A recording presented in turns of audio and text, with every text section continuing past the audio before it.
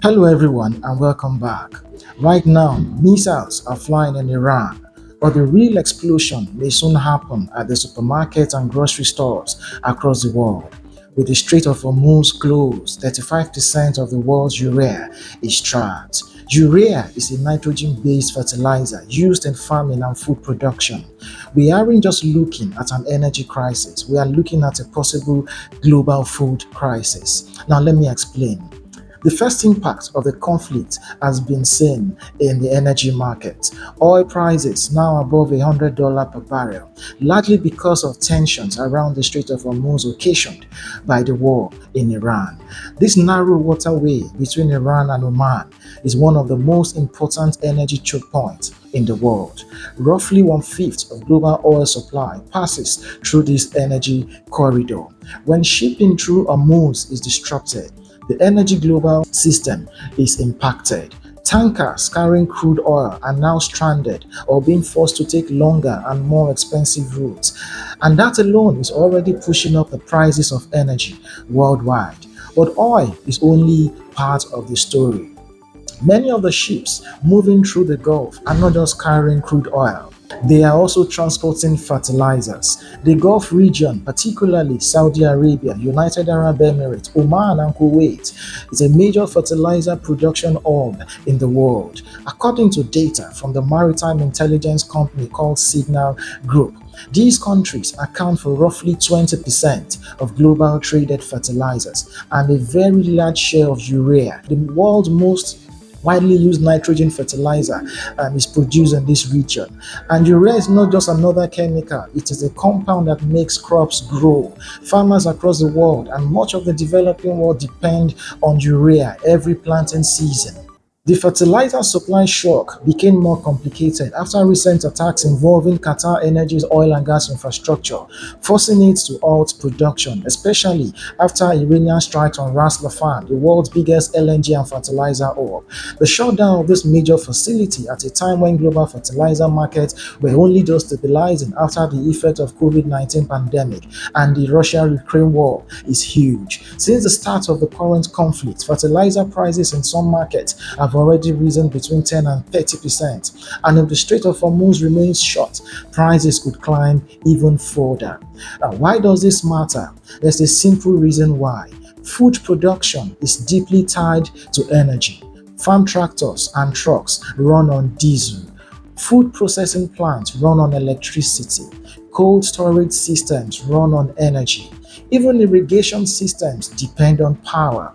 In many cases, energy can account for up to half of the cost of food production. So, when energy prices rise, the cost of producing food rises as well.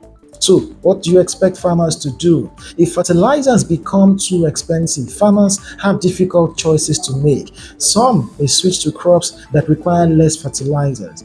Others may simply use less fertilizer than what they would normally would use. But that usually means lower crop yields.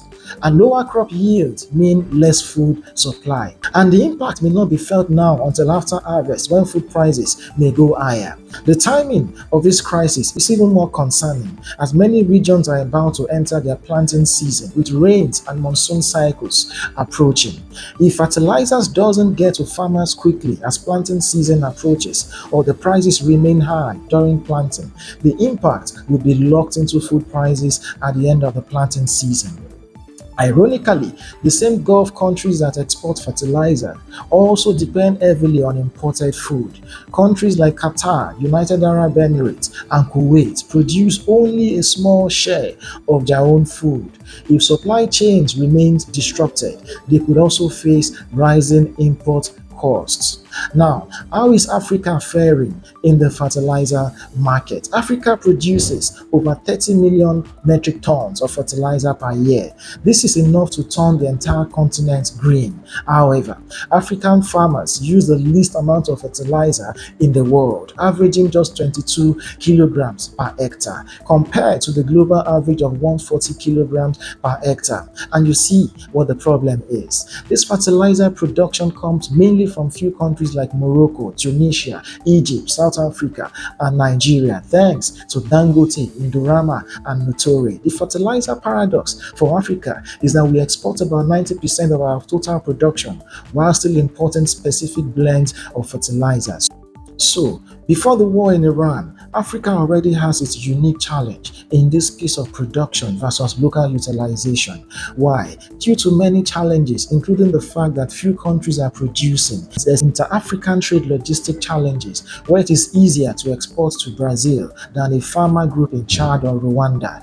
Higher energy prices in USD attracting producers, and the fact that local markets can be sensitive to price, with local farmers usually waiting for government subsidies. This is why at the 2024 Nairobi Declaration, African heads of state made a commitment to increase investment in local domestic manufacturing and blending of fertilizers to meet local country soil specifications via available financing tools to triple domestic production and distribution to farmers. To drive home this point, geopolitical conflicts do not only impact the theater of war like in the Gulf, they ripple through energy markets, they affect the global logistics system and economics of fertilizer supply and eventually food prices. And when those three systems collide, the result can be a global food security challenge. In closing, as the war in Iran continues to unfold in its fourth week, it's not just oil traders who are watching closely. Farmers, food producers, even governments around the world are watching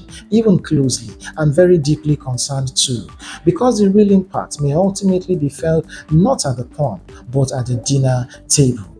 If you found this explanation useful, don't forget to like the video and subscribe. And as always, I will keep bringing you clear analysis on the global energy system and what it means for the world. I will see you in the next one. I am Babatunde. Thank you.